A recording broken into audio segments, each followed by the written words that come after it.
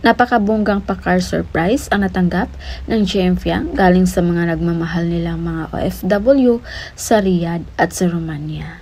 Sobrang natuwa sina GM at Fiang. Na-flattered sila sa pa-surprise ng kanilang mga fans.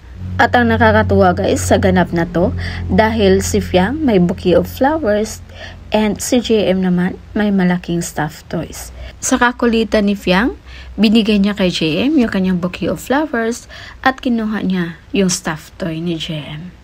At hindi lang yun guys, nag-iwan din sila ng madamdaming mensahe sa GM Fiang. Na ayon pa dito, Makan Ali, we extend our utmost gratitude from our being source of joy. Thank you for your existence. Always supporting you and everything that you do. Go and reach for your dreams. Andito lang kami palagi, handang pumapalakpak sa inyo. Yun yung mensahe na napawaw si Fiang.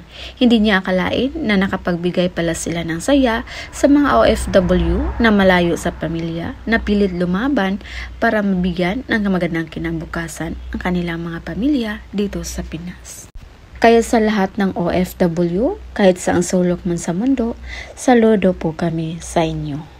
So yun muna yung pa-update natin guys. And again, this is Vinales TV. Thank you for watching.